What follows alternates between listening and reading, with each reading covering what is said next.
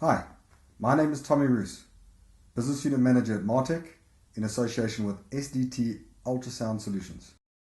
Ultrasound and complementary technologies for detecting discharge activity in electrical systems. Electrical discharge is more common than we would like to believe, even in new installations. Detecting these defects can be a serious challenge, particularly at an early stage. There is no one perfect inspection technique or technology which can, on its own, detect and localize every defect in every instance on any part of the electrical system. Selecting the most appropriate method requires that the inspector understand the nature of the defect and the signs and signals available to be detected. The next logical step is to have the right technology available to pinpoint their location. We're about to discover the technologies and inspection techniques that should become mandatory for all electrical maintenance personnel, to not only reduce the risk of arc flash exposure, but also enhance the overall reliability of the electrical system. One technology in particular, though, is coming out on top, not only in versatility, ease of use, and practicality, but also in detection accuracy, measurement repeatability, and diagnostic ability. And it's called ultrasound. When considering risk, health and safety tends to come out on top, and rightly so. But how far down the list does reliability of assets and loss of electrical equipment lie?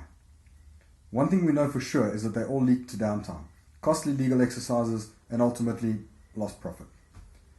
Should we not then be focusing on a win-win solution that provides a reduced risk of all three in one go? Reducing the risk of arc flash exposure by detecting the defects which, when left unattended, could lead to an arc flash event, and thereby maintaining reliability at the same time. How good is that? I'm not suggesting for one moment that we should not use PPE and other preventative measures, but I'm yet to meet an arc suit which can detect a discharge at its inception. So my question is, if an arc flash suit is the last line of defense, then what is the first? It is interesting to note that when looking at figures produced by the IEEE, when looking at the origins of electrical defects, that in most cases, in as much as 90% of the time and above in switchgear and bus duct, the defects are associated with insulation failure. Time since last maintained was relative depending on the equipment, and age had very little influence over the cause.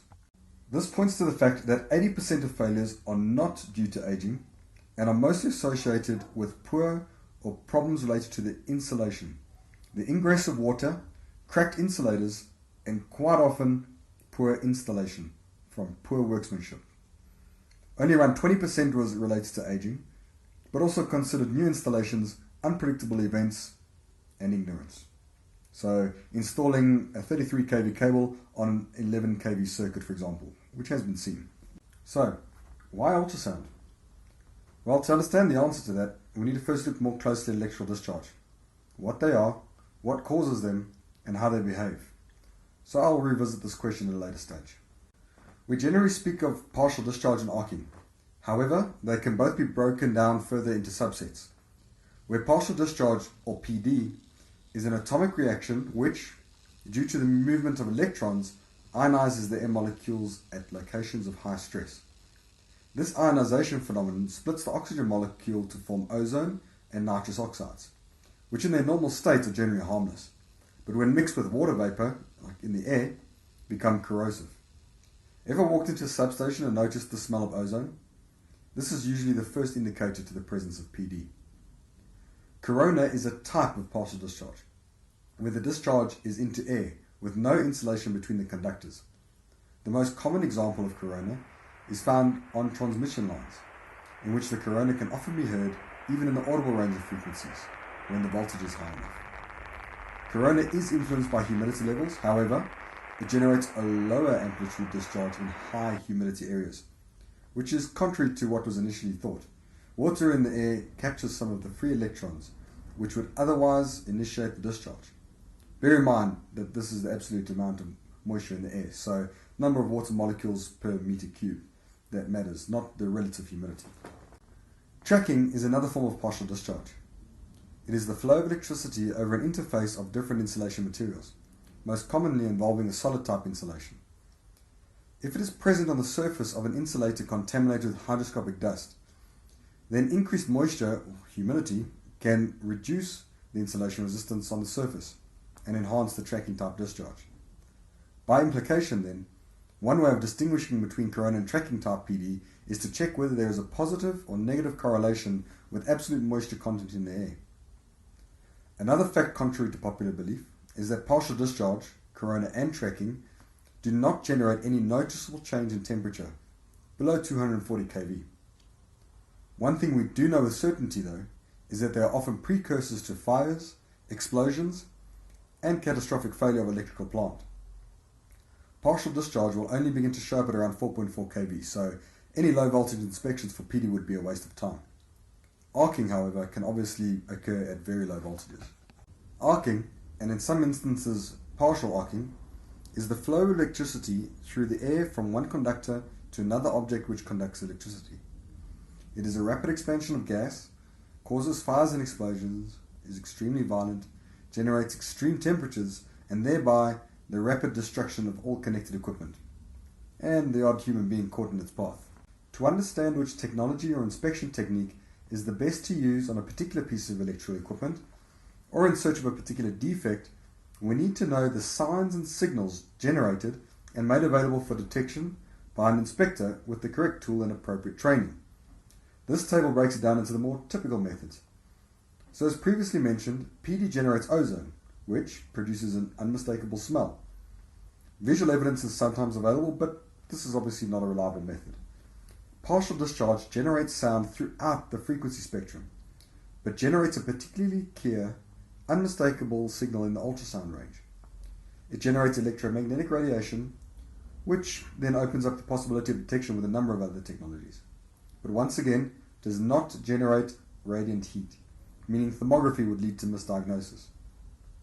Arcing, on the other hand, is visible, on external equipment only obviously, but also generates sound throughout the spectrum, also generates electromagnetic radiation, but does, of course, generate massive amounts of radiant heat. So again, why ultrasound? Well, to understand what makes ultrasound so unique, we need to first look briefly at the other technologies available, where they succeed and where they fall short. Remember, there is no one perfect tool. There are only tools more suited for a particular purpose than another. Other common complementary handheld technologies include infrared thermography and electromagnetic radiation equipment, such as TEV detectors, radio frequency detectors, ultraviolet cameras, and lastly, online condition assessment technology, which is by far the most comprehensive and diagnostic, but it's not handheld and requires a specialist inspector. Thermography is by far everyone's favorite, because it's all about the colors, isn't it? If that spot over there is red compared to that spot over there which is blue, that means it's hot. So everyone thinks they understand thermography. It might not be as straightforward as that, but at least everyone can associate with it. Thermography indicates a hot spot in relation to those around it. It detects radiant energy. So you cannot do a thorough electrical inspection without thermography. Okay, it can't be done. But what if the defect does not generate any noticeable change in radiant heat, like partial discharge? What if the switchgear is closed and cannot be opened for safety reasons? But it's very accurate, comparable, and should be used exclusively on poor connections. Thermography also requires line of sight. Even if infrared windows are installed, it is still a surface measurement. Thermography only tends to detect defects at an advanced stage, where they are now generating sufficient energy to create thermal radiation or heat. Here is an example of partial discharge defect on a cable termination where two phases were crossed too closely together. The ultrasound signal clearly shows the PD activity. However, thermography shows absolutely nothing. Now, had this not been picked up with ultrasound, it would have gone unnoticed, and surely over time that defect would have developed until eventually a flashover occurs. Electromagnetic radiation equipment really works. However, they too have their disadvantages. TEV, or transient earth voltage, detects the partial discharge in medium and high voltage equipment, which induces a voltage on the inner surface of switchgear cubicles and panels. These transient earth voltages can be measured for amplitude, are comparable, and can be trended. However, TEV detectors have minimal diagnostic abilities, and there are many components nearby which also generate transient earth voltage, which could lead to a misdiagnosis. Radio frequency devices are great at picking up defects, because all defects generate electromagnetic noise. But so do a whole bunch of other components found inside a substation. It will detect electromagnetic noise coming from the light ballasts, CPUs, and a whole bunch of other electronic components, making the detection of a defect very difficult to confirm. RF devices detect fast transients, are very useful in the substation or on overhead lines, and to be used as a simple indication tool, and can stand in well when other technologies fall short. And RF devices have no diagnostic abilities. Our eyes are only sensitive to a very narrow band of light. UV cameras detect the ultraviolet light generated at the point of discharge. Although a fantastic technology, UV cameras still require line of sight, and in that way are too limited, as with thermography. Finally, online condition assessment technology, the subject of which is too broad for this presentation, is the electrical measurement and analysis of radio frequency cable insulation aging signals which are emitted from the cable whilst in its normal service. It is the most diagnostic and comprehensive tool. However, as mentioned earlier, it is not portable and requires a specialist inspector. So, here it is. Why ultrasound? Well, let's look at what they are, how they are produced, and how they behave. Then we can start to look at what we can do with them and what makes them so useful for this application. Ultrasound is any sound signal above the range of human hearing. It is generally accepted to be any signal above 20 kHz in the frequency range. They can travel through solids, liquids and gases, so a cable termination box, transformer oil and the air. Ultrasounds are very directional in nature, meaning the source of the sound is easily pinpointed, unlike audible sounds which tend to disperse. Ultrasound is a low energy signal, meaning the signal attenuates very quickly over distance, which further enhances our ability to locate its source. With the right ultrasound detector, inspectors are able to very quickly locate the defect in a high noise environment. Hear the difference between corona tracking and arcing, meaning he knows exactly what defect he is dealing with and then how to plan his maintenance strategy accordingly. Advanced ultrasound detectors will allow the inspector to record the sounds, measure the amplitude, analyze the signal for diagnosis, and compare the defect amplitudes using scalable data, which means they can then help to categorize the defect and prioritize the repair. Many things are possible with the right ultrasonic detector. So here we have an easy to use handheld technology which will detect partial discharge and arcing, and will detect them at their inception. The moment the defect appears, it will begin to generate ultrasound, flooding the compartment with sound in the case of switchgear panels, looking for the tiniest gap or air path through which to escape, and those panels are generally not airtight. Using an airborne sensor, the inspector can now determine exactly in which cabinet the discharge is present and get a sense of its location within the panel, without the need to open it. In the case of panels which are by design tighter, meaning little or no air path through which the sound can escape, a contact sensor can be placed on the cubicle door. Although the sound amplitude will be greatly reduced, it can still be detected. By listening to or capturing the ultrasound signal, the inspector, with some basic common sense, is able to determine the type of defect, allowing him to plan the repair before opening the panel during the next shut. The inspector is also able to measure the signal amplitude, meaning he can prioritize and schedule repairs accordingly for the next planned shutdown. He is even able to tread the discharge if certain fundamentals are considered. Once again, there is no perfect technology, and ultrasound is no exception. Ultrasound detection is limited to the ability to access the ultrasound signals, and sometimes, in some installations, no matter which sensor or technique you use, you will come up empty-handed. That is why it would be irresponsible to ignore the other technologies discussed. It is your combination of technologies that determines how comprehensive and thorough your inspectors can be. But ultrasound is clearly the best, most effective and cost-effective place to start. Here we have some ultrasound time signals, looking at the difference between the defects.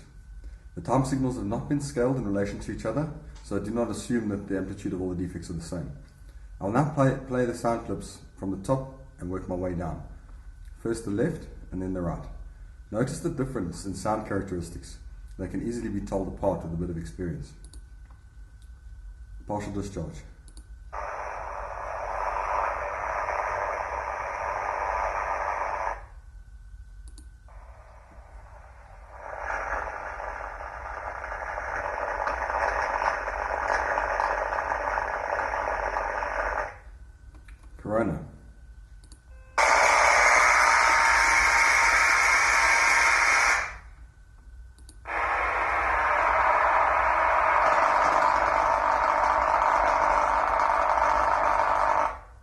Tracking.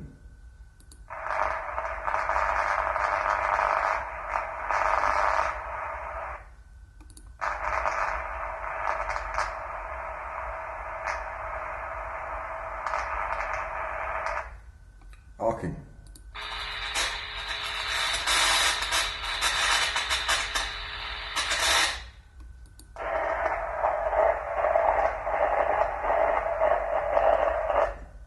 Impartial arcing.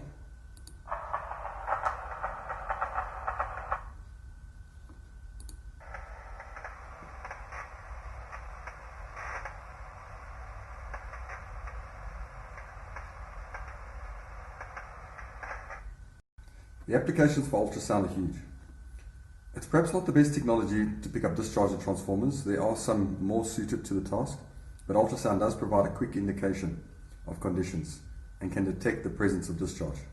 But a technology like DGA or dissolved gas analysis would perhaps do a more diagnostic job. It is great for bushings though, particularly at a distance, particularly useful in substations on closed live panels, and generally useful on all components with insulator faults or areas of high stress. In conclusion, discharge is more common than we would like to believe. There are already technologies available that help reduce the risk of not only arc flash exposure, but also simultaneously enhance the overall reliability of the electrical system. So it's a win-win situation. There are a few technologies available, but some are better than others, some suited for a particular purpose, but it's a case of using the right technology in the right application on the right components in the right situation. When compared, ultrasound seems to be the most practical, simple, comprehensive and cost-effective. In my opinion, ultrasound should be your first line of defense technology. Thank you for listening. For more information about this presentation or the applications and technologies discussed, please contact me through www.sdthearmore.com or www.martech.co.za.